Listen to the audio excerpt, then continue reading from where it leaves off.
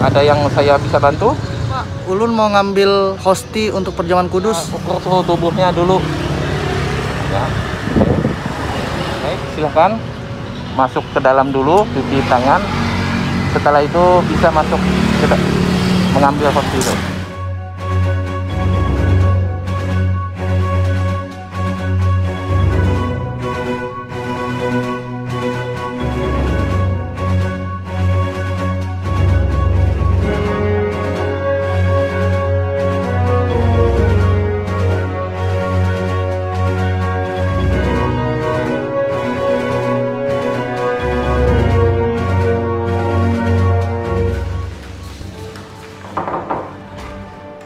Permisi, saya mau ngambil hosti untuk perjamuan.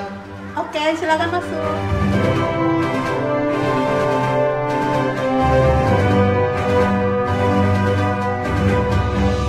Ngambil berapa orang? Untuk 1 orang aja, Bu.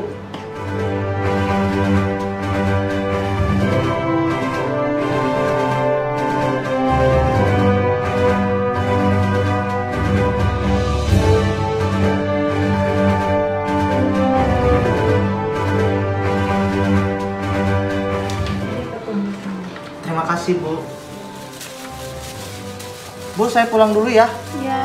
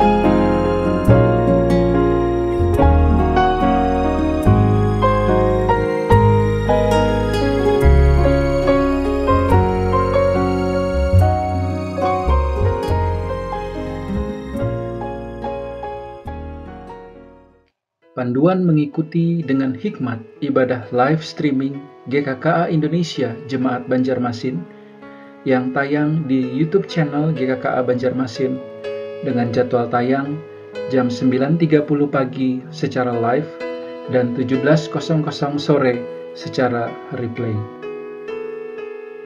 Apakah mengikuti kebaktian minggu dengan cara live streaming sebagai tanggapan terhadap COVID-19 dapat dianggap sebagai sebuah ibadah? Robert Weber mengemukakan 4 hal yang utama di dalam tahapan ibadah. Yang pertama, masuk ke hadirat Allah, lalu mendengar Tuhan berfirman, meresponi firman Tuhan dengan ucapan syukur, dan kita diutus untuk mengasihi dan melayani.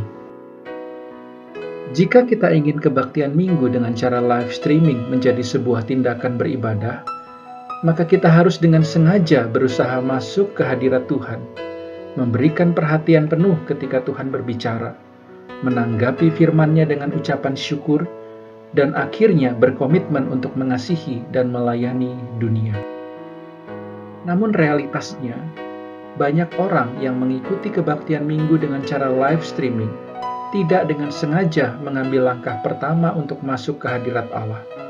Contoh, saat minggu pagi ketika baru saja terbangun dari tidur, masih dengan menggunakan baju tidur, kemudian menyalakan komputer atau gadget, lalu menonton kebaktian minggu sambil mempersiapkan sarapan, dan setelahnya sambil menyantap sarapan tersebut. Jika yang terjadi demikian, maka ibadah kemudian tidak lagi bersifat transenden atau kudus. Ibadah minggu akhirnya hanya menjadi sekedar makanan tambahan untuk sarapan di hari Minggu. Lalu bagaimana kita melakukan ibadah live streaming? Jika bersama dengan keluarga, maka pada hari Minggu itu bangunlah lebih awal untuk sarapan bersama. Bersekutulah di meja makan dan nikmatilah itu sebagai hari di mana bisa bersantai menikmati makan pagi bersama dengan keluarga. Sebelum berkumpul untuk mendengarkan atau mengikuti ibadah live streaming, bersihkanlah dirimu seperti yang biasa kita lakukan jika hendak ke gereja. Mungkin kita tidak perlu menggunakan pakaian terbaik seperti yang kita lakukan di hari Minggu biasa, tetapi kita perlu mengganti baju tidur kita. Ketika mendengarkan khotbah, semua orang duduk dengan tenang di ruang yang telah ditentukan bersama. Anak-anak tidak boleh berbaring atau bermain dengan mainan mereka sebagai wujud nyata menghormati kehadiran Tuhan di dalam ibadah. Ketika beribadah, hendaknya ikutilah arahan pemimpin ibadah, seperti waktu berdiri dan duduk. Sebisa mungkin berpartisipasilah dengan aktif. Setelah ibadah selesai, ada waktu yang singkat untuk berdiskusi bersama dengan menggunakan pertanyaan, apa yang telah dipelajari dari ibadah hari ini? Setelahnya, luangkanlah waktu untuk berdoa bersama. Ketika kita melakukan setiap tahapan ini dengan sengaja di rumah kita, maka kita sudah mengikuti 4 tahapan ibadah minggu. Lalu bagaimana jika hanya seorang diri? Maka kita pun harus melakukan persiapan untuk mengikuti ibadah. Selesaikan makan, berpakaian, dan bersiaplah sebelum ibadah dimulai. Ikutilah instruksi pemimpin pujian atau liturgis dan bersikaplah selayaknya mengikuti ibadah tersebut di gereja. Mempersiapkan secara fisik dan mental seolah-olah kita pergi ke gereja. Memastikan bahwa hati, pikiran, dan tubuh kita berada dalam keadaan yang benar untuk menyembah Allah. Selamat mengikuti ibadah live streaming GKKA Indonesia Jemaat Banjarmasin.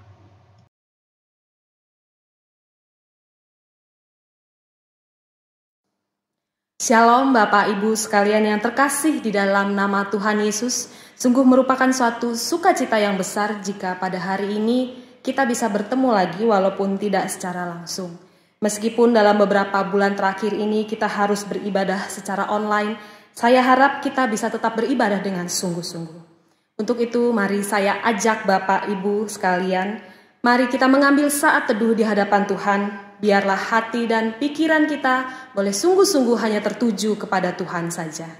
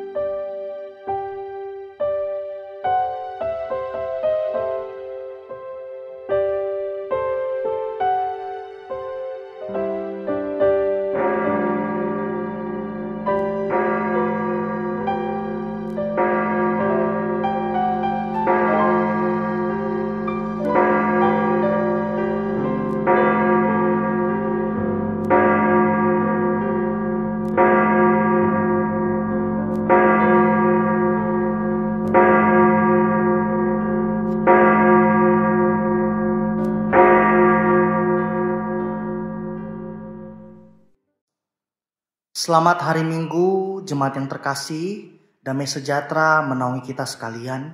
Dan pada hari ini kita akan memulai ibadah kita dan semuanya bisa terlaksana hari ini oleh karena anugerah Tuhan yang Tuhan nyatakan bagi kita.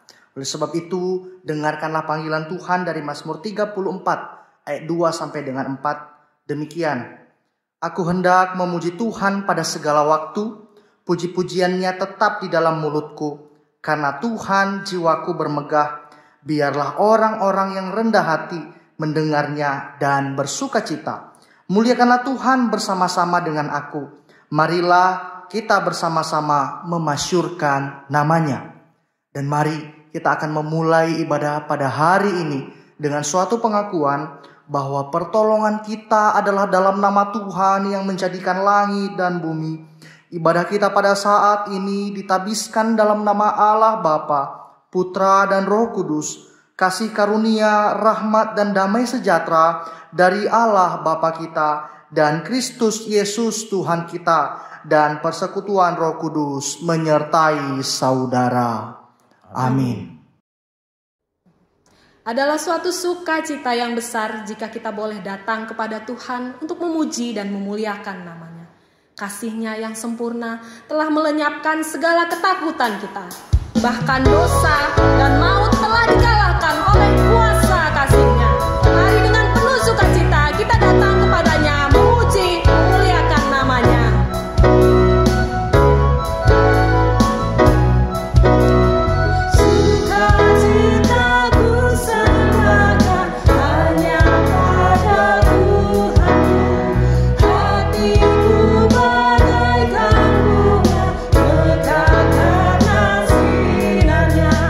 Awan maut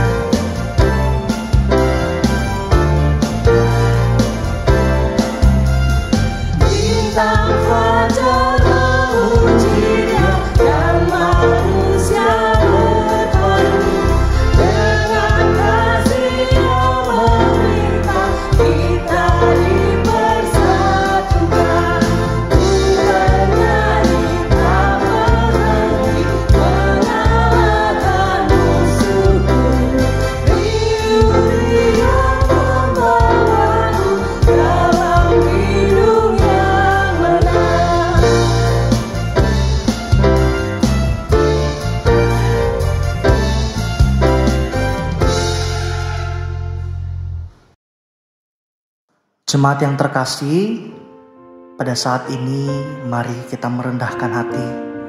Kita datang di hadapan Tuhan, memohon belas kasihan Tuhan agar Ia mengampuni segala kesalahan dan pelanggaran kita.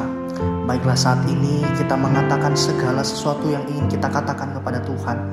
Dan biarlah pengakuan dosa yang kita naikkan Tuhan dengar dan Tuhan menjawab segala seru dan doa kita. Mari saya undang kita untuk berdoa. Mari kita tundukkan kepala bersama-sama. Ya Allah Bapa yang kami sembah dan kami puji dalam nama Tuhan Yesus. Pada saat ini Tuhan, kami datang di hadapan-Mu, tersungkur memohon belas kasihan-Mu untuk segala pelanggaran yang telah kami lakukan. Kami menyadari bahwa sering sekali perbuatan, tindakan, bahkan perkataan yang kami ucapkan terkadang membuat Engkau sedih, dan terkadang apa yang kami lakukan sering sekali mendukakan hati Tuhan. Oleh sebab itu saat ini kami datang Tuhan, memohon belas kasihan Tuhan untuk mengampuni segala dosa dan pelanggaran kami.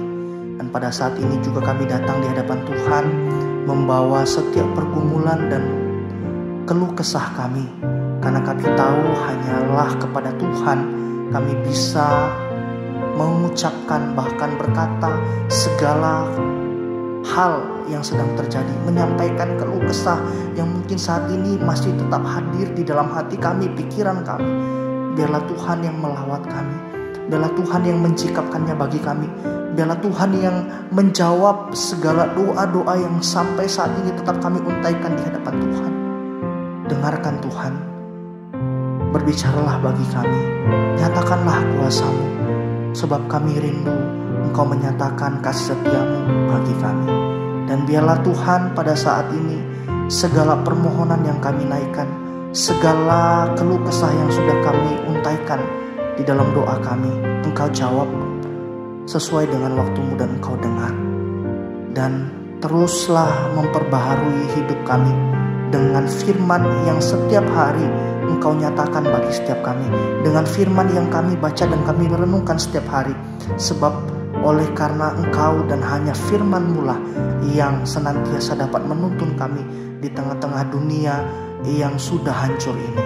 Dan biarlah kami tetap bersandar kepada kuat kuasa Tuhan, bersandar kepada tangan Tuhan yang memegang kami senantiasa dan menyertai kami sampai akhir hayat kami.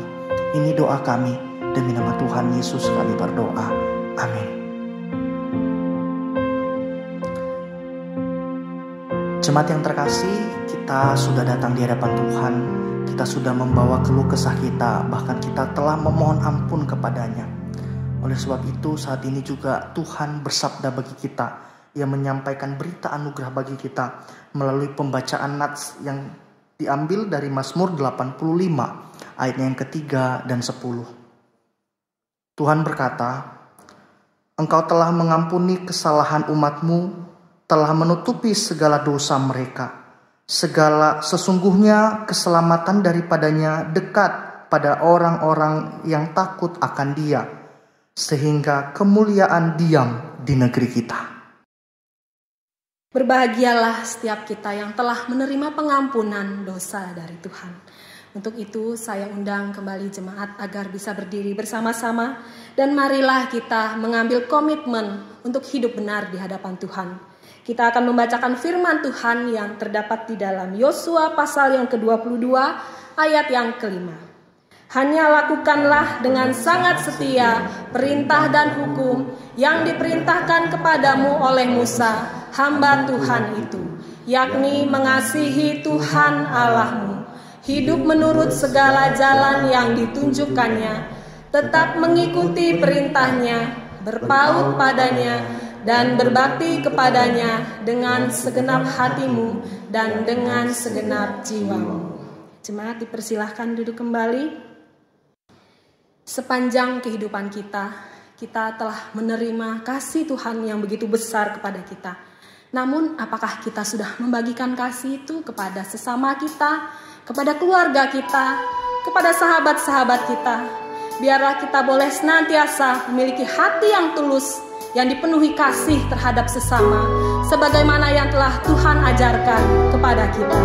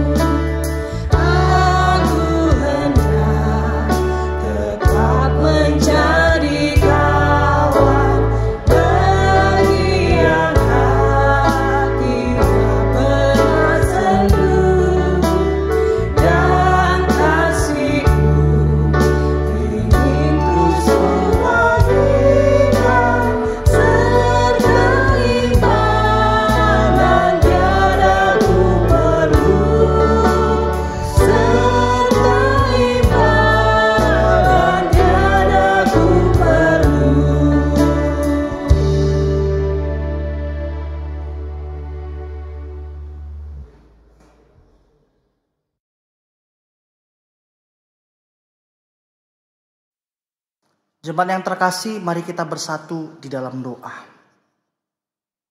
Bapa yang terkasih, seperti pujian yang baru saja kami naikkan, biarlah hidup kami tetap menjadi hidup yang tulus di hadapan Tuhan dan memperhatikan kasih Tuhan. Saat ini kami ingin mendengarkan kebenaran firman Tuhan. Ketuk pintu hati kami, urapi kami, bahkan biarlah Roh Kudus-Mu yang senantiasa mengarahkan kami dan memberikan kami pemahaman untuk bisa mengerti setiap firman yang disampaikan pada saat ini. Dan berkatilah hamba-Mu yang penuh dengan keterbatasan.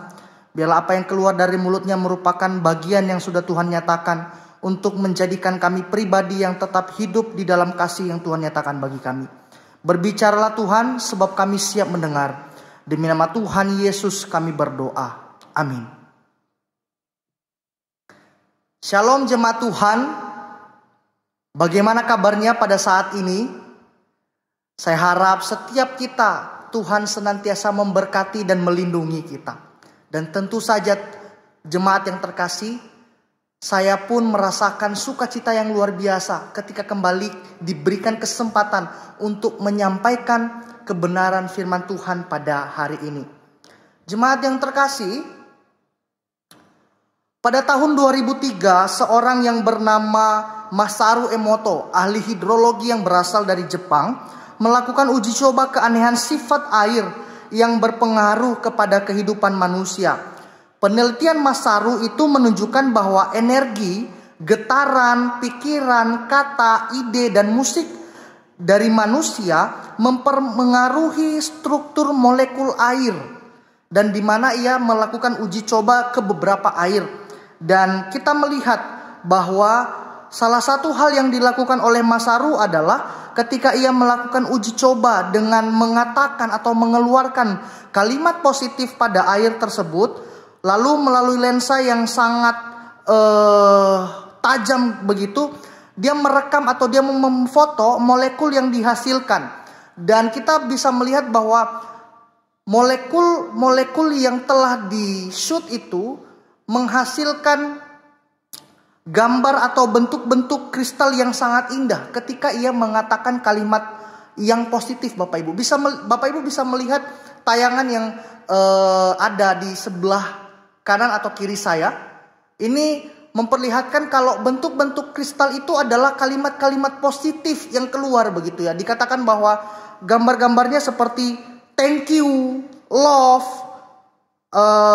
bahkan kalimat-kalimat doa. Ketika dilakukan uji coba sesudah Masaru Emoto mengatakan kalimat doa tersebut, lalu air itu di-shoot ya, menghasilkan kristal yang sangat indah. Tapi berbanding terbalik ketika Masaru Emoto mengeluarkan kalimat-kalimat yang negatif, molekul-molekul tersebut berubah menjadi sesuatu yang tidak kelihatan indah. Bapak Ibu bisa melihat kalimat yang paling atas itu, I kill you. Lihat gambarnya, lihat hasil air yang terbentuk, molekul-molekul air yang terbentuk. Sangat kacau, hate, benci. Dia memfoto melihat bahwa tidak baik begitu. Bahkan air polusi dan juga getaran dari musik metal, heavy metal, dia melihat bahwa hasilnya tidak baik. Tapi ketika hal-hal yang positif, kita melihat perbandingan yang ada di bawah, gambar yang ada di bawah. Bentuknya sangat indah. Bahkan ketika disorot tentang kalimat thank you, bentuknya seperti kristal atau seperti kristal-kristal yang terbentuk di salju-salju begitu Bapak Ibu ya. Nah, Bapak Ibu yang terkasih, dari hal tersebut kita dapat melihat bahwa kalimat-kalimat yang kita sampaikan juga sangat berdampak bagi kehidupan kita sendiri maupun juga kehidupan orang lain. Oleh sebab itu, tema yang diberikan kepada saya pada saat ini adalah kasih melalui ucapan. Dan mari bersama-sama kita akan membaca nats firman Tuhan yang terambil dari Efesus 4 ayatnya yang ke-29. Saya akan membacakannya kepada Bapak Ibu sekalian. Efesus 4 ayat 29. Janganlah ada perkataan kotor keluar dari mulutmu, tetapi pakailah perkataan yang baik untuk membangun di mana perlu, supaya mereka yang mendengarnya beroleh kasih karunia. Jemaat yang terkasih, pada saat ini saya ingin melayangkan pertanyaan kepada kita. Apa kalimat yang ingin Bapak Ibu dengarkan pada hari ini? Mungkin ya, di dalam perkiraan saya biasanya kalimat yang kita ingin dengar pada hari ini adalah kalimat yang menguatkan kita. Ataupun kalimat yang membawa emosi kita menjadi sangat positif. Karena kita tahu ini adalah harinya Tuhan, hari Minggu. Tentu saja kalimat-kalimat, mari kita beribadah bersama-sama. Ayo anakku yang terkasih, yang tersayang, yang imut, mari kita duduk dan menyaksikan ibadah secara online. Anak-anak, ayo bangun. Sebentar lagi harinya Tuhan. Ayo kita menyaksikan cerita-cerita yang akan dibawakan lause Komisi Anak Hosana di YouTube. Tentunya seperti itu ya. Itu bisa membangun emosi kita atau menguatkan kita. Tapi saya kembali mempertanyakan satu pertanyaan lagi Bapak Ibu. Apakah kalimat yang Bapak Ibu itu katakan pada saat ini adalah sama dengan apa yang Bapak Ibu inginkan, atau malah kebalikannya? Nah Bapak Ibu, saya punya pengalaman di hari Minggu itu ya. Terkadang di hari Minggu itu keluarga saya itu sangat kredit. Terlebih jikalau papa saya itu mengambil pelayanan. Wah kita riweh gitu ya. Riweh itu apa ya? Itu riweh bahasa Sunda ya. Ribut. Kita gerasak gerusuk. Bahkan mungkin dulu saya pernah mengalami pengalaman memang dulu apa ya? Ketika jadi anak sekolah tuh hari Minggu tuh wah hari yang sangat menyenangkan, dimana kita bisa tidur sepuasnya. Tapi harus diingat bahwa hari Minggu itu harinya Tuhan, dimana kita harus beribadah, datang ke gereja. Nah disitulah, pada saat itulah orang tua saya atau mama saya sering sekali marah begitu ya. Kamu itu anak yang pemalas gitu ya, bangunnya itu lamban sekali gitu. Wah, yang seharusnya kalimat-kalimat yang diutarakan pada saat itu enak gitu ya, bangun apa, berubah menjadi kalimat yang sangat menakutkan. Jadi terkadang bisa hari Minggu itu wah adalah hari, bagi saya itu hari yang sangat mengerikan gitu ya. Karena saya tidak mau di hari Minggu mama saya bisa marah gitu. Sehingga di hari Minggu itu saya menjaga supaya saya bisa bangun tepat waktu, saya bisa membantu orang tua saya mensemir sepatu mereka, mempersiapkan piring di meja makan. Karena saya tahu bahwa kalau papa saya yang melayani, wah itu kita harus lebih dahulu datang ke gereja. Dan di mana nanti dia akan memberikan kita, mengatur posisi duduk kita di gereja gitu ya. Saya di samping papa dan mama. Nanti dia yang akan di mimbar begitu ya. Nah itu adalah hal-hal yang saya dapati di hari Minggu gitu. Nah tentu saja kita gak mau menginginkan kalimat-kalimat negatif keluar ketika kita ingin membangun energi kita semakin positif di hari Minggu ini. Nah Bapak Ibu yang terkasih, tapi saya tidak bisa memastikan sepenuhnya bahwa apa yang sedang kita inginkan untuk kita dengar itu bisa kita sampaikan begitu. Karena terkadang menurut penelitian, satu hari manusia bisa mengeluarkan 1.600 kata. Yang bisa dikatakan bahwa wanita itu jauh lebih gede daripada bisa 17.000 atau 18.000 dibanding laki-laki begitu ya. Tapi kisarannya di segitu Bapak Ibu. Nah ketika kita memikirkan dari 16.000 kata yang kita sampaikan, apakah sepenuhnya kalimat yang kita sampaikan adalah kalimat yang membangun, kalimat yang positif, kalimat yang baik, atau terkadang ucapan-ucapan yang tidak ingin didengar oleh orang lain? Nah, Bapak Ibu, saya punya pengalaman lagi ketika saya sekolah di satu seminari di Bandung. Nah, ketika pagi-pagi hari Minggu itu, ketika kita mau pergi ke gereja, saya pernah mengalami satu hal yang gak menyenangkan hati saya gitu. Karena angkot yang saya tumpangi untuk pergi ke gereja itu pengendaranya itu mengeluarkan kata-kata yang tidak menyenangkan hati. Sehingga pada saat itu ketika mamang-mamangnya itu ngomong yang gak enak gitu, umpatan lah contohnya, itu hati saya gak enak. Sehingga itu juga berdampak ketika saya sampai di gereja itu, hati saya tidak bisa tenang beribadah, karena masih mengingat kalimat yang disampaikan oleh mamang-mamang yang membawa saya. Karena sebelum saya masuk ke angkot itu, dia sedang berkelahi kepada seseorang begitu. Sampai ujaran-ujarannya yang disampaikan tidak baik begitu. Sehingga ketika saya datang ke gereja, wah, hati saya juga berdampak begitu ya. Saya ke gereja jadi linglung sendiri, bercampur emosi, bingung. Sehingga itulah dampak yang bisa dihasilkan dari sebuah perkataan, Bapak Ibu. Sehingga kalau kita melihat diri kita pada saat ini, dikatakan bahwa kita adalah pribadi yang melakukan tugas dan panggilan yang Tuhan Yesus ajarkan. Pribadi yang ingin menyampaikan seruan kasih, otomatis kita akan menjadi pribadi yang terus-menerus mendengungkan kasih, bukan? Tapi mengapa setiap kali kita juga bisa jatuh atau tergelincir di dalam umpatan ataupun kalimat-kalimat yang tidak menyenangkan orang lain?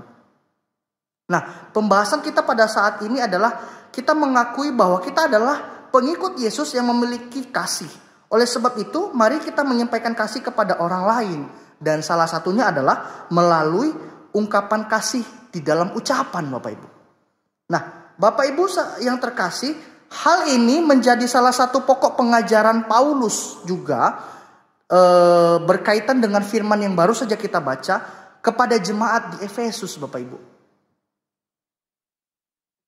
Nah, di mana beliau ingin jemaat Efesus memiliki hidup yang diperbaharui di dalam Kristus.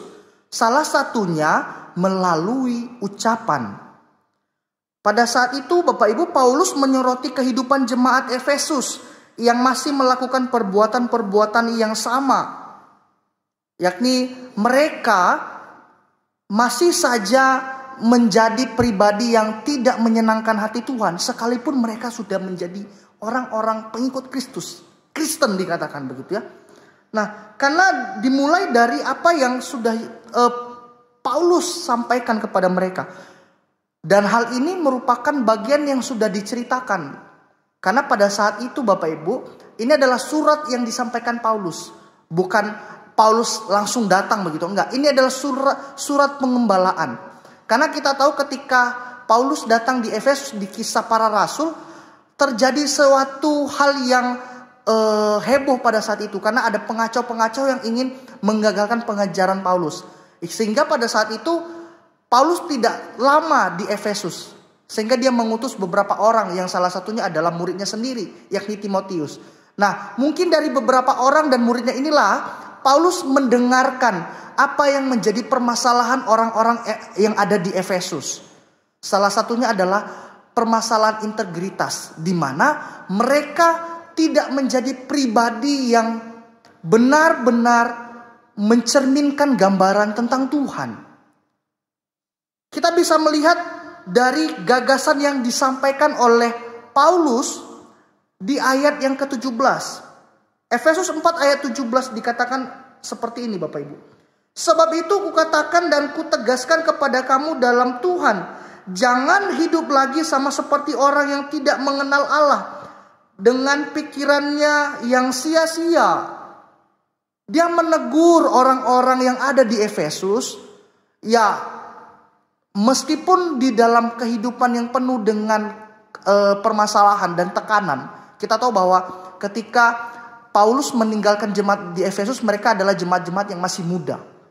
Mereka yang masih dalam proses pembelajaran, tapi pada saat itu Paulus sudah meninggalkan mereka. Karena kejadian yang terjadi di Kisah Para Rasul bahwa terjadi kekacauan ketika Paulus menyampaikan firman Tuhan. Karena kita tahu bahwa di mana-mana ketika orang menyampaikan firman Tuhan ada juga yang gak senang Bapak Ibu. Sehingga Paulus pergi meninggalkan mereka dan Paulus mengutus para anak-anaknya, para murid-muridnya. Nah, di sini dia menyorot bahwa tindakan yang dilakukan oleh jemaat-jemaat di Efesus masih sama seperti apa yang mereka lakukan di kehidupan mereka yang lama. Mereka melakukan hal yang tidak baik di hadapan Tuhan. Mereka memusuhi kelompoknya masing-masing. Mereka bermusuhan satu dengan yang lain. Bahkan ditekankan di sini, mereka sering sekali mengutarakan atau menceritakan kalimat-kalimat yang tidak baik. Kalau di dalam tafsiran dikatakan mereka juga sering bergosip satu dengan yang lain. Dan ini bisa mengakibatkan perpecahan di dalam kelompok ini. Perpecahan di dalam komunitas yang mau dibentuk menjadi murid Kristus ini. Oleh sebab itu Paulus dengan tegas menegur mereka. Dikatakan bahwa jangan Janganlah perkataan kotor keluar dari mulutmu. Dia melihat, dia menyorot bahwa wah, orang-orang ini juga mengatakan kalimat-kalimat yang tidak baik. Bagaimana dia bisa menjadi contoh sedangkan mulutnya penuh dengan ujaran kebencian, penuh dengan makian, penuh dengan perkataan yang tidak sesuai dengan Yesus ajarkan. Oleh sebab itu Paulus menyoroti mereka, menegur mereka. Jangan menjadi sama seperti kehidupan kalian yang lama. Sebab kalian adalah manusia baru, manusia yang sudah dimateraikan di dalam Kristus. Seharusnya manusia yang sudah dimateraikan di dalam Kristus, yang menjadi manusia yang sesuai dengan apa yang diajarkan oleh Yesus. Tapi pada kenyataannya tidak. Karena di dalam kehidupan mereka sehari-hari tentu saja ada kalimat-kalimat yang sering terucap, dan itu mungkin bisa menjadi kalimat yang terus-menerus berulang. Ada peribahasa mengatakan Allah bisa karena biasa. Nah, hal itu sering terjadi dalam kehidupan kita. Bahkan saya, Bapak Ibu, terkadang saya kalau ngomong udah dekat dengan orang begitu ya, sangat dekat dengan orang, saya kadang bisa ngomong lagi happy nih, tiba-tiba keluar umpatan gitu ya. Wah, itu yang menjadi pertanggungjawaban saya saat ini gitu. Bagaimana cara saya untuk supaya tidak mengatakan kalimat itu, mengatakan umpatan-umpatan tersebut. Karena itu sangat berbahaya dan berdampak di dalam pelayanan tentunya. Nah, itulah yang sedang saya perbaiki juga di dalam diri saya. Nah, hal ini juga, firman ini terlebih menegur saya pada saat ini. Karena itu yang menjadi concern bagi kita untuk menjadi pribadi yang sesuai dengan Kristus ya. Jangan hanya eloknya, jangan hanya tampangnya, jangan hanya fisiknya, jangan hanya tindakannya, tapi dimulai dari mulutnya pun dia sudah sama seperti apa yang diajarkan oleh Kristus. Dan inilah yang disoroti oleh Paulus kepada jemaat-jemaat yang ada di Efesus. Karena apa, Bapak Ibu? Ada dua permasalahan yang sedang disorot oleh Paulus pada saat itu. Yakni jemaat Efesus adalah jemaat yang sering melakukan tindakan dengan memberikan ujaran perkataan-perkataan kotor, dan juga mengeluarkan kalimat-kalimat yang mendukakan Roh Kudus. Bergosip, mencemooh, menghardik orang lain, memarahi anak sendiri dengan kata-kata yang tidak baik, memarahi istri sendiri. Hal itu pun terjadi bagi mereka pada saat itu. Dan ini yang sedang Paulus bereskan. Kenapa? Ini adalah satu hal yang sangat kecil, tapi dampaknya sangat mengerikan. Itulah yang dibereskan oleh Paulus. Karena apa, Bapak Ibu? Kalau kita berpikir bahwa setiap kalimat yang kita sampaikan adalah sangat berarti, maka benar yang dikatakan oleh Petrus di dalam surat 1 Petrus 4 ayat 11a. Jika ada orang yang berbicara, baiklah ia berbicara sebagai orang yang menyampaikan firman Allah. Bapak Ibu, ditegaskan di sini adalah setiap kalimat yang keluar dari mulut kita itu adalah kalimat-kalimat yang seharusnya mencerminkan siapa Allah yang kita sembah. Bukan kalimat-kalimat yang justru membawa nama Tuhan semakin rendah di pandangan orang banyak. Percuma kita menjadi orang Kristen, namun di dalam kenyataan, di dalam pekerjaan kita sering memarahi bawahan kita dengan kalimat-kalimat yang tidak baik. Percuma menjadi Kristen ketika kita bersama-sama dengan teman kita masih bercanda, bisa menyampaikan kalimat yang kurang senonoh. Lalu ketika kita datang ke gereja, kembali kepada Tuhan, ngobrol dengan hamba Tuhan dengan sangat baik, tapi orang melihat kita di luar tidak. Jadi hanya seperti kerudung yang menyelubungi sebenarnya siapa kita. Nah, hal ini yang sebenarnya menjadi concern kita. Ketika kita mau diubahkan menjadi Kristus, itu bukan hal gampang, itu memang sakit. Bahkan yang paling terdalam dari perkataan kita pun akan diuji dan akan dibentuk bagaimana cara kita menyampaikan kalimat-kalimat yang baik. Kenapa? Di dalam kalimat yang kita sampaikan, pastilah Tuhan juga bekerja. Karena tubuh kita ini dipakai Tuhan untuk memuliakan namanya. Jadi setiap yang terjadi dalam kehidupan kita, di dalam tubuh kita ini, pastilah ada kuat kuasa Tuhan yang sedang bekerja bagi kita. Termasuk di mulut kita. Nah, hal ini yang menjadi concernnya. Sehingga Paulus melihat ini, wah ini gak beres nih. Bukan hanya tindakan yang dilakukan, tapi perkataan pun harus diluruskan. Dan dia menegur. Bahkan dia menegur secara berulang-ulang. Kita lihat di ayat keempat pasal yang kelima. Kembali dia katakan, demikian juga perkataan kotor yang kosong atau tidak atau yang sembrono. Karena hal-hal ini tidak pantas, tetapi sebaliknya ucapkanlah ucapan syukur. Wow, 2 kali dia kembali menegaskan teguran kepada jemaat yang ada di Efesus. Jangan ucapkan kalimat yang kotor. Sebab apa Bapak Ibu? Kalimat yang kotor adalah kalimat yang bisa menjadi senjata di dalam diri kita. Bapak Ibu yang terkasih, dari apa yang kita lihat saat ini Bapak Ibu, ada 2 hal yang bisa kita dapatkan untuk kita pelajari, untuk kita bisa bawa ke rumah kita. Yakni perkataan kita bisa menjadi sebuah kekuatan besar. Kenapa tidak? Bapak Ibu, kalau misalnya perkataan itu bukanlah sebuah kekuatan besar, percumalah para orang-orang yang terkenal, yang suka memberikan kalimat quotes yang membangun kita. Karena apa? Sejatinya perkataannya gak punya kuasa. Tapi justru melalui kalimat-kalimat quotes yang keluar dari pikiran atau mulut orang-orang ini, sebutlah orang-orang yang memotivasi kita ini, ada suatu kekuatan besar yang bisa membawa perubahan dalam diri kita. Meskipun tidak terlalu besar perubahan itu, tapi itulah kalimat yang sangat bisa mengingatkan kita kembali akan diri kita. Sebaliknya juga Bapak Ibu, ucapan yang kita sampaikan juga bisa menjadi senjata yang sangat mematikan Bapak Ibu. Jangan salah, di beberapa koran, di beberapa media, di beberapa warta kita pernah mendengar, hanya karena cekcok, hanya karena kalimat yang tidak sepantasnya, ada orang yang sampai membunuh. Hanya karena olok-olokan, seorang pelajar nekat membunuh orang yang lebih tua daripadanya.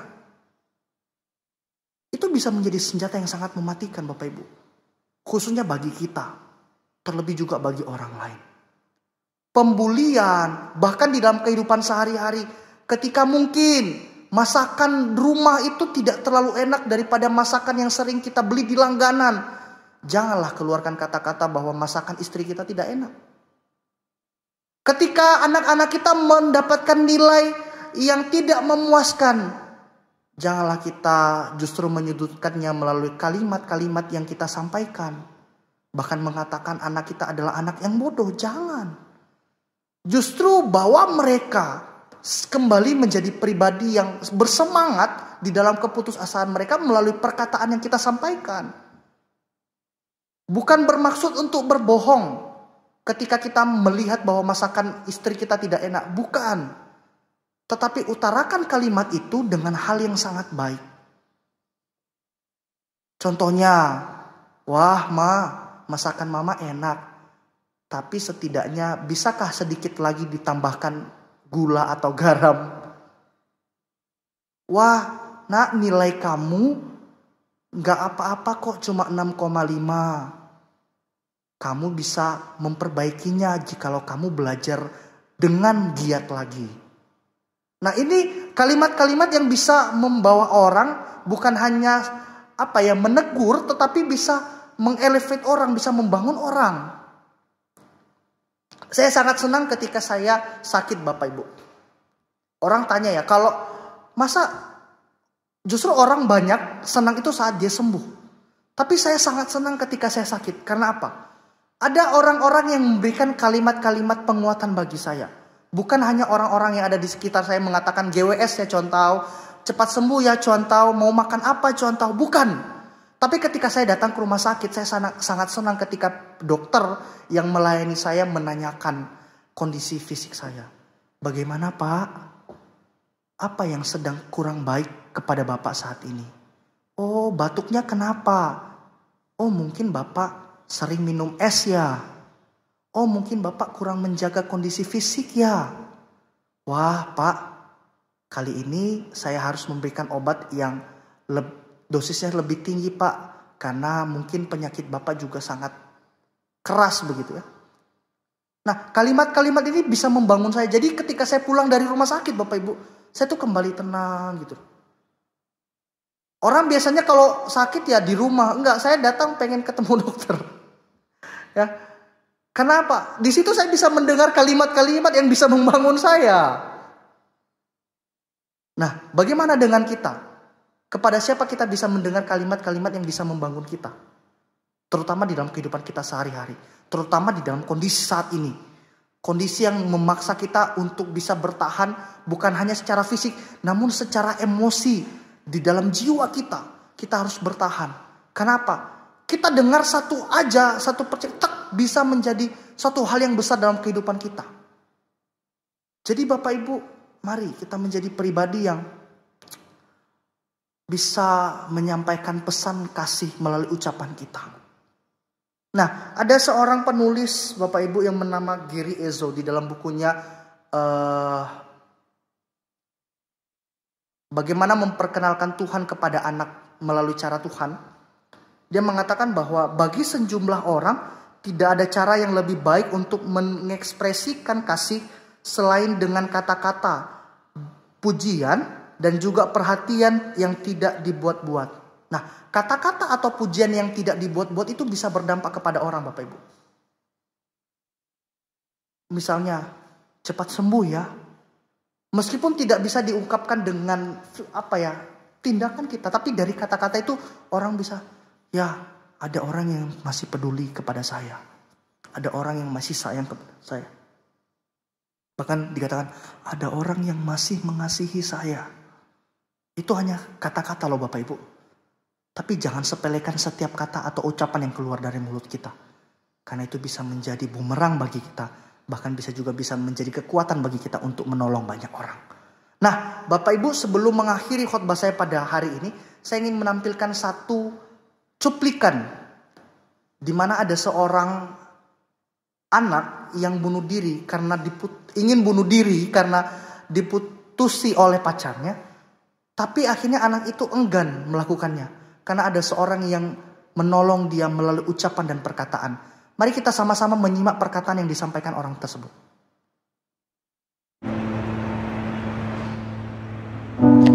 Dia di tempat yang sangat tinggi.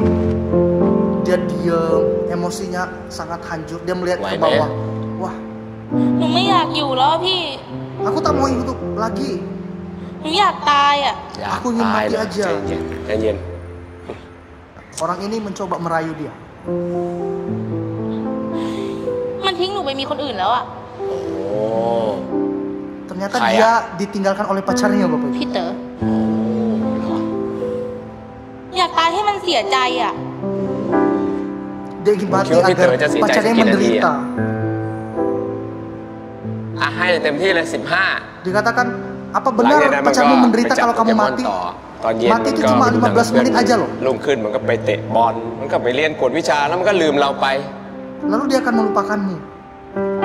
แม่เลี้ยงเรามา15 ปีนะเนี่ยเราจะแลกกับ15 นาทีกับผู้ชายคน Tapi นี้ coba pikirkan jikalau ibumu yang sudah bersusah payah menghidupkanmu selama 15 tahun, membesarkan kamu. แต่เมื่อวานอ่ะเขายังพาหนูไปกินข้าวอยู่เลยนะ โอ้เหรอกินข้าวนั่นก็คือรักแล้วเนาะพาหนูไปกินข้าวนี่มันต้องรักหนูมากนะ Justru ibunya yang dikatakan sangat mencintai พ่อ anak แม่ ini, เรานี่ bukan pacarnya Bapak Ibu. พาเรากินข้าวมาตั้งกี่ปีนี่เขาต้องรักเรามากกว่าแง่ๆเลยนะ แล้วพี่จะให้หนูทำยังไงอ่ะ นะอ่านก่อน อะไรอยู่ อยาก พี่ ตายนักเนี่ย100 อย่างที่เราควรทำก่อนตาย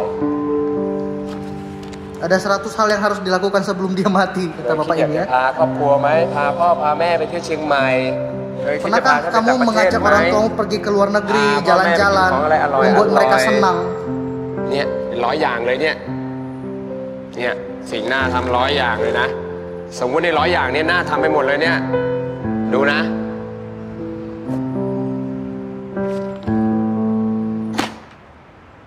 หายแวบอดเลยโดดลงไปอดชีวิตไม่ได้ทำอะไรสักอย่างเลย อ่ะอยู่กับลมหายใจซะหน่อย Setiap kalimat yang รู้ไหม disampaikan. ชีวิตที่มีค่าคืออะไร ชีวิตที่มีค่าก็คือ Kehidupan apa yang paling ชีวิตที่มีประ bermakna? โยชน์กับคนอื่น Kehidupan yang bisa membuat orang lain jadi lebih baik.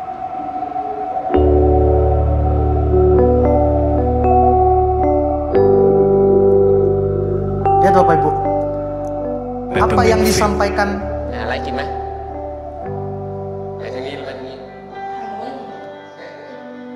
ya. Ini sebuah iklan ya Bapak Ibu ya.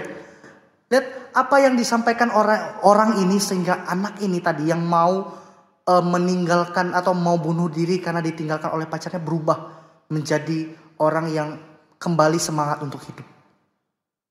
Dia mengatakan bahwa mati itu gak lama. Cuma 15 menit aja. Tapi bayangkan jikalau di dalam kematianmu kamu masih belum bisa menyenangkan orang tuamu. Dia memutarbalikkan setiap kata itu menjadi sebuah kata yang menguatkan anak ini. Anak ini ditegur, anak ini dipersiapkan dengan baik. Tapi akhirnya Bapak Ibu lihat, anak ini justru merubah pikirannya dan kembali untuk menjalani kehidupan. Dan bisa jadi anak ini punya pasangan yang jauh lebih baik daripada pasangan yang sebelumnya. Nah Bapak Ibu, saat ini sebelum kita berdoa, saya ingin bertanya kepada Bapak Ibu saat ini. Untuk bapak-bapak ya, saya ingin bertanya, kapan terakhir kita memuji masakan yang disuguhkan kepada kita oleh orang yang kita sayang? Kapan Bapak Ibu? Untuk masih kepada orang tua, kapan terakhir kita menegur orang karena kesalahannya dengan kalimat yang berhikmat? Nah, kapan juga kita terakhir mengatakan kalimat bahwa aku sangat mengasihimu anakku, aku sangat mencintaimu lebih dari apapun? Kapan kalimat-kalimat ini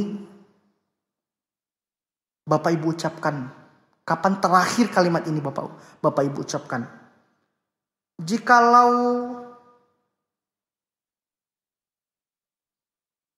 sudah terlalu lama Bapak Ibu tidak mengutarakan atau mengatakan kalimat tersebut, mari saat ini saya ajak Bapak Ibu, lihat orang yang ada di sekitar Bapak Ibu. Istri, suami, bahkan anak. Coba untuk bapak-bapak katakan kepada istrinya, masakanmu enak. Sungguh bahkan nasi padang langgananku tidak ada bandingnya daripada masakanmu istriku. Asik. Coba bapak-bapak merayu istrinya gitu, merayu ibu. Wah, ternyata makanannya jauh lebih enak daripada masakan padang langganan di kantor. Atau mungkin untuk anak-anak, coba datang kepada papa, mama, koko atau cici, katakan demikian. Makasih ya pak, makasih ya ma, makasih koko, makasih cici. Kalau tidak dengan teguran yang keras, mungkin sampai sekarang saya masih jadi anak yang bandel. Kalau bukan karena kasih dan cinta kalian kepadaku, mungkin saat ini aku tidak tahu bagaimana apa itu cinta kasih yang sesungguhnya. Mari saat ini saya ajak Bapak Ibu merangkul istrinya, memeluk anaknya, mengatakan, aku mengasihi engkau. Biarlah kalimat ini juga menjadi penguatan bagi setiap kita pada saat ini. Nah, sebelum kita menutup Bapak Ibu, ada tugas bagi kita. Ya, tugas bagi kita. Biasanya memang setiap kali setelah khotbah kita akan diberikan satu proyek ketaatan yang kita bisa laksanakan di rumah selama seminggu. Ini untuk Bapak Ibu, Bapak dan Ibu bahkan anak-anaknya. Mari kita belajar menggunakan satu bahasa kasih selama 1 minggu ini. Entah itu di rumah, pekerjaan maupun keluarga atau sanak saudara. Satu bahasa kasih, contohnya kayak gini. Wah, kamu cantik hari ini. Ya. Wah, kamu ganteng sekali. Wah, pakaianmu hari ini sangat luar biasa. Mari kita mempersiapkan setiap kalimat-kalimat kasih yang bisa kita persiapkan. Bisa 1, 2 atau lebih daripada itu selama 1 minggu ini. Dan mari kita melihat hasilnya nanti ketika kita bertemu di pertemuan PDP. Apakah tugas yang sudah kita laksanakan itu sudah benar-benar berdampak di dalam kehidupan kita atau tidak. Nah, untuk teman-teman remaja dan pemuda, tugasnya adalah mari teman-teman siapkan beberapa list ungkapan atau bahasa yang mungkin tidak ingin teman-teman sampaikan atau keluar dari mulut teman-teman di dalam 1 minggu ini. Bisa di list 1 sampai 5 kalimat atau perkataan supaya bisa menguji kita, dan sehingga juga teman-teman tulis kalimatnya di dalam satu catatan kecil.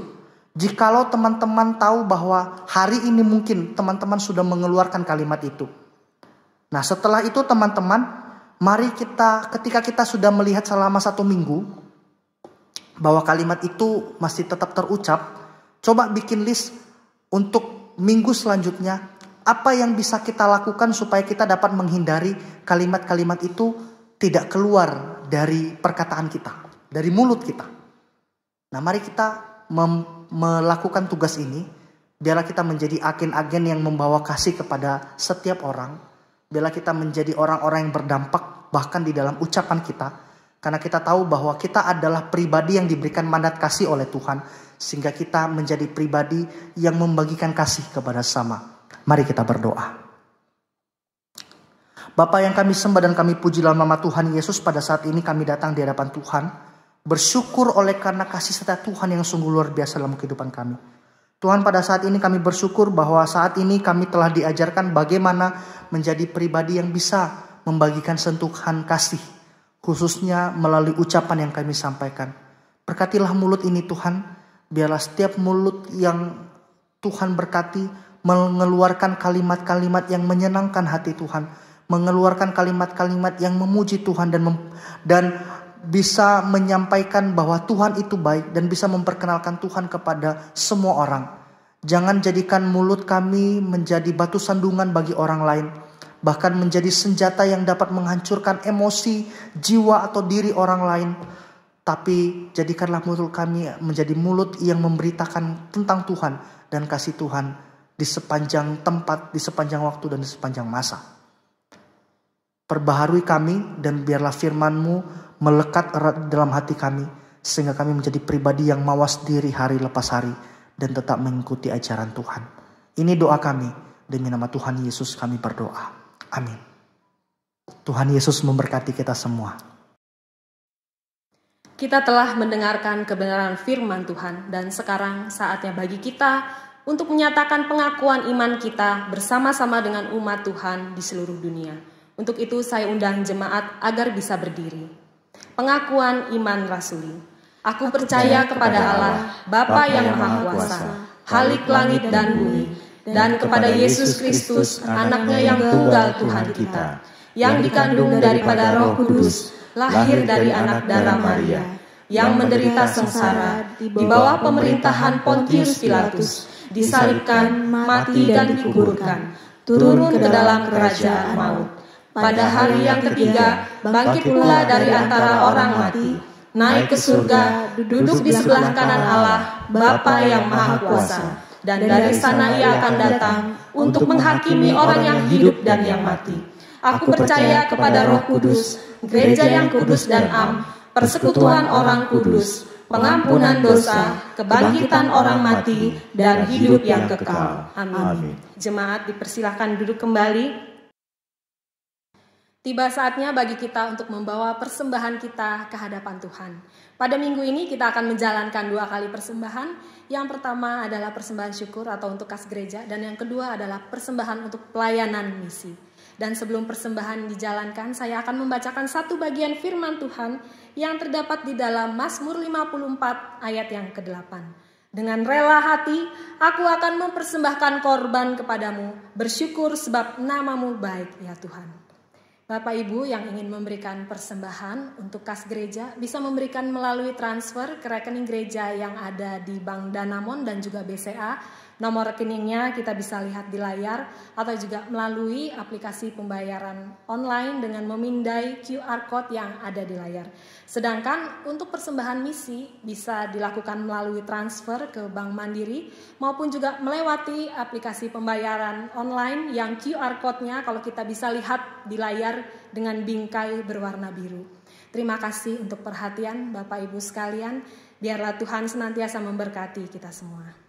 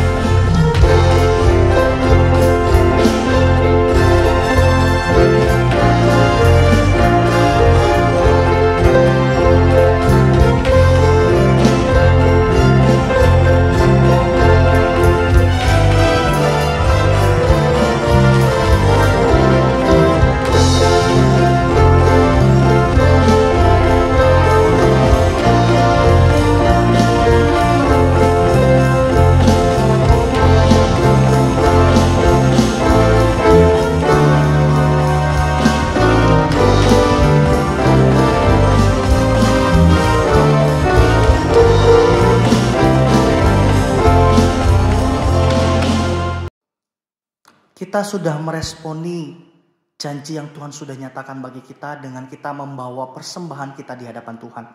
Oleh sebab itu, mari saya memimpin kita di dalam doa persembahan yang akan kita naikkan. Mari kita berdoa. Bapa yang kami sembah dan kami puji dalam nama Tuhan Yesus. Pada hari ini Tuhan, kami bersyukur oleh karena penyertaan Tuhan yang sungguh luar biasa bagi kehidupan kami. Bahkan di tengah-tengah kondisi yang sedang tidak baik ini, Tuhan masih menganugerahkan berkat di dalam kecukupan kami sepanjang hari, sepanjang minggu ini. Oleh sebab itu Tuhan, kami membawa persembahan kami, dan kiranya Engkau menerima persembahan ini supaya menjadi persembahan yang harum di hadapan Tuhan. Engkau berkati persembahan ini, terlebih juga Engkau berkati diaken dan majelis yang Tuhan percayakan untuk mengelola keuangan gereja ini. Engkau memberikan mereka hikmat dan kekuatan serta akal budi, supaya dapat menempatkan setiap persembahan ini kepada tempat di mana pelayanan Tuhan dimuliakan dan nama Tuhan dimuliakan. Dan biarlah juga Tuhan Engkau berkati kami senantiasa di dalam kehidupan kami. Dan biarlah kami tetap hidup di dalam penyertaan dan kuasa Tuhan. Dan senantiasa memuliakan Tuhan di dalam kehidupan kami. Ini doa kami, demi nama Tuhan Yesus kami berdoa. Amin. Bapak Ibu yang terkasih, saat ini juga kita akan menaikkan beberapa doa syafaat yang akan kita doakan, dan biarlah kita menundukkan kepala dan menutup mata sekali lagi. Mari kita bersatu di dalam doa. Bapa yang kami sembah dan kami puji dalam nama Tuhan Yesus, pada saat ini juga kami berdoa Tuhan untuk beberapa pokok doa yang akan kami naikkan. Tuhan, kami berdoa kiranya melalui firman yang sudah Tuhan tabur dan telah Tuhan sampaikan bagi kami pada hari ini, kami bisa menjadi pribadi yang terus memegang teguh dan melakukan mandat kasih yang sudah Tuhan berikan bagi kami, khususnya melalui ucapan kami. Selidiki setiap hati kami Tuhan, dan biarlah setiap percakapan, perkataan yang kami keluarkan mulai hari ini, kami berikan yang terbaik untuk kemuliaan nama Tuhan. Dan biarlah Tuhan melalui firman Tuhan yang terus menerus Tuhan sampaikan bagi kami, Tuhan perbaharui hati kami, Tuhan perbaharui pikiran kami, bahkan Tuhan perbaharui segala perkataan-perkataan yang kami keluarkan dari mulut kami, sehingga kami tampak jelas menjadi murid Tuhan yang membawa mandat kasih itu kepada lingkungan kami, kepada keluarga kami, kepada rekan-rekan kami, kepada orang-orang yang ada di sekitar kami, sehingga mereka tahu bahwa kami adalah murid Tuhan yang menjalankan mandat Tuhan dan yang menjalankan tugas dan panggilan yang Tuhan pertanggungjawabkan bagi kami. Serta juga kami berdoa, Tuhan, kiranya juga melalui hal ini menjadikan kami sebagai orang-orang yang menjala manusia, yang menuntaskan misi Tuhan dengan kepribadian kami, dengan kehadiran kami di sekitar orang-orang yang mengenal kami. Mereka semakin kenal siapa Yesus, mereka semakin ingin tahu lebih dalam tentang Yesus, bahkan mereka ingin menjadikan Tuhan Yesus sebagai Tuhan dan Juru Selamat di dalam kehidupan mereka, sama seperti apa yang kami yakini. Dan jadikanlah hidup kami bermanfaat, hidup kami berguna untuk kemuliaan nama Tuhan, serta dapat menjaring jiwa-jiwa yang rindu untuk datang kepada Tuhan melalui setiap percakapan yang kami katakan, melalui setiap tindakan yang kami lakukan, bahkan melalui kasih yang kami pancarkan kepada orang-orang yang ada di sekitar kami. Terlebih juga kami berdoa, Tuhan, untuk jemaat yang pada saat ini mungkin sedang sakit dan sedang lemah tubuh, bahkan terbaring di rumah sakit. Kami berdoa untuk mereka. Kiranya Engkau menjamah mereka, Engkau menyembuhkan mereka melalui bilur-bilur-Mu, serta juga Tuhan melalui obat-obatan yang mereka konsumsi, bahkan makanan yang masuk ke dalam tubuh mereka, kiranya menjadi saluran berkat di dalam proses pemulihan kondisi fisik mereka. Kami berdoa juga untuk setiap keluarga yang senantiasa menjaga dan melindungi mereka. Engkau yang terus memimpin dan menguatkan mereka, dan Engkau memberikan mereka kekuatan. Khususnya kami berdoa saat ini untuk hamba-Mu Pendeta Paulinalo yang sedang di dalam kelemahan tubuh. Engkau yang senantiasa menjaga dan membimbing beliau, serta juga mencurahkan berkat Tuhan melalui kesembuhan yang Tuhan nyatakan di dalam kondisi fisik beliau. Terima kasih Tuhan. Dan juga Tuhan, pada saat ini kami berdoa untuk setiap jemaat yang berulang tahun kelahiran dan juga berulang tahun pernikahan. Untuk mereka yang berulang tahun kelahiran, bersyukur Tuhan, Tuhan masih mengizinkan mereka untuk mengambil bagian di dalam tempat yang sudah Tuhan berikan. Berkatilah mereka di dalam kehidupan mereka, berkatilah mereka di dalam keluarga mereka, berkatilah mereka di dalam usaha dan pekerjaan mereka, berkatilah mereka di dalam pelayanan yang sudah Tuhan percayakan. Kiranya Tuhan juga dapat memakai mereka menjadi agen-agen perubahan, menjadi contoh di tengah-tengah umat yang ingin mendengarkan kebenaran tentang Tuhan dan ingin menyaksikan kesaksian tentang Tuhan Yesus sebagai Tuhan dan Juru Selamat. Dan untuk mereka yang berulang tahun pernikahan di dalam minggu ini, kami berdoa Tuhan, Engkau yang memberikan kehangatan, Engkau yang memberikan cinta kasih, Engkau yang melebihkan segala sesuatu yang dibutuhkan oleh keluarga ini. Berkati mereka juga, berikan mereka hikmat untuk dapat membimbing dan menjaga buah hati yang sudah Tuhan percayakan bagi mereka. Sehingga buah hati mereka, anak-anak mereka yang sudah Tuhan percayakan, mereka juga bisa mengenal Tuhan Yesus melalui kehadiran papa dan mama mereka. Dan biarlah Tuhan, satu keluarga ini, keluarga-keluarga yang baru saja berulang tahun pernikahan ini, semakin Tuhan tambahkan berkat dan hikmat sepanjang hari. Terlebih juga kami berdoa untuk bangsa dan negara kami. Kami tahu di tengah pandemi ini Tuhan, banyak hal yang sedang terjadi, maupun isu-isu yang sedang tidak enak untuk kami dengar. Tapi biarlah juga Tuhan terus menjaga bangsa kami, khususnya pemimpin kami, baik yang di pusat maupun yang ada di daerah. Engkau yang memberikan hikmat kepada mereka supaya dapat mengambil langkah yang tepat di dalam penanganan COVID ini. Terlebih juga untuk vaksin yang sedang diuji coba Tuhan. Kiranya Tuhan terus memberikan titik terang kebenaran Tuhan, supaya vaksin ini dapat digunakan dan semua orang Indonesia bisa sembuh. Terlebih juga Tuhan untuk tim kesehatan yang sedang menjadi garda terdepan pada saat ini, baik para dokter maupun para perawat yang sedang berjuang untuk menyembuhkan orang-orang yang sedang sakit COVID ini. Engkau yang terus menjaga kesehatan mereka, Engkau yang terus menguatkan mereka. Terlebih juga setiap keluarga yang telah kehilangan sanak dan keluarganya karena kondisi ini, Engkau yang menghibur mereka dan menguatkan mereka. Dan biarlah janji setia Tuhan tetap nyatakan bagi mereka. Inilah doa dan permohonan kami, dan biarlah kami menutup dengan doa yang telah Engkau ajarkan bagi kami bersama-sama. Bapa kami yang di surga, dikuduskanlah namamu. Datanglah kerajaan-Mu, jadilah kehendak-Mu di bumi seperti di surga. Berikanlah kami pada hari ini makanan kami yang secukupnya, dan ampunilah kami akan kesalahan kami, seperti kami juga mengampuni orang yang bersalah kepada kami. Dan janganlah membawa kami ke dalam pencobaan, tetapi lepaskanlah kami daripada yang jahat. Karena Engkaulah yang mempunyai kerajaan dan kuasa dan kemuliaan sampai selama-lamanya. Amin. Jemaat yang terkasih, mari saat ini kita pulang dan diutus oleh Tuhan untuk menjadi terang dan saksinya dimanapun kita berada. Oleh sebab itu, dengarkanlah berita pengutusan bagi kita pada saat ini. Arahkanlah hatimu kepada Tuhan, pergilah ke dalam dunia dengan damai. Milikilah keberanian, pertahankanlah apa yang baik, jangan lakukan yang jahat. Hiburlah mereka yang tawar hati, kuatkanlah yang lemah, bantulah yang menderita. Hormati semua orang, kasihi dan layanilah Tuhan. Bersukacitalah senantiasa dalam kuasa Roh Kudus. Amin. Kita akan mengakhiri ibadah kita. Selanjutnya marilah kita menaikkan pujian kepada Tuhan. Biarlah segala pujian, hormat, dan kemuliaan hanya bagi Tuhan.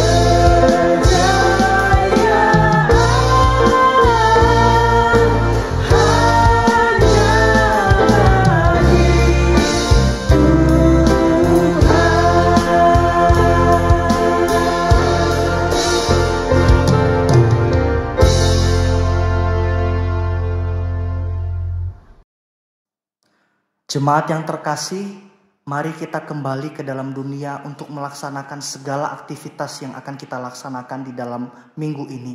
Dan dengarkanlah janji Tuhan melalui doa berkat bagi setiap kita. Tuhan memberkati kita dan melindungi kita. Tuhan menyinari kita dengan wajah-Nya dan memberi kita kasih karunia. Tuhan menghadapkan wajah-Nya kepada kita dan memberi kita damai sejahtera mulai hari ini sampai selama-lamanya. Amin.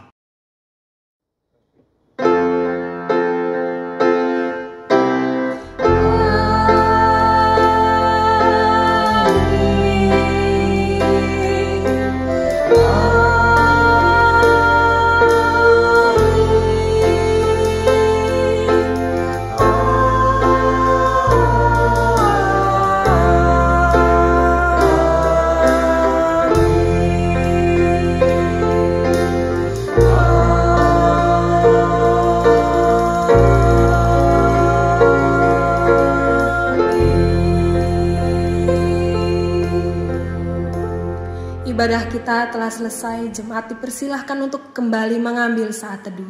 Dan setelah ini kita akan mendengarkan beberapa warta jemaat.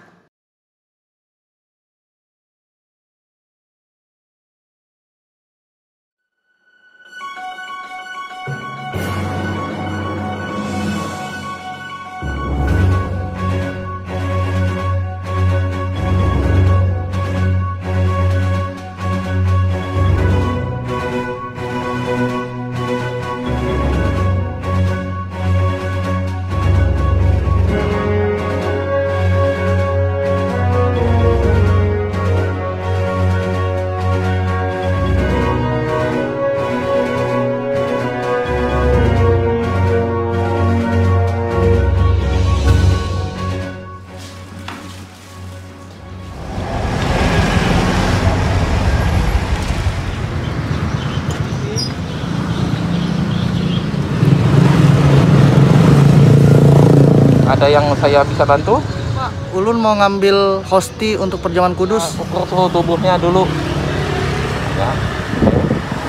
Baik, silahkan masuk ke dalam dulu, cuci tangan. Setelah itu bisa masuk mengambil hosti itu.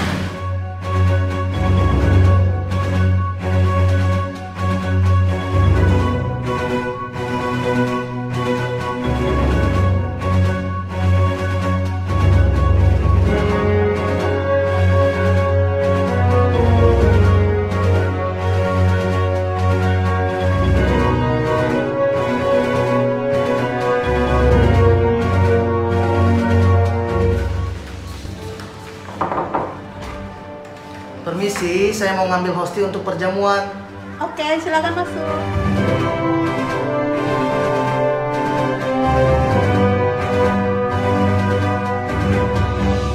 Ngambil berapa orang? Untuk 1 orang aja, Bu.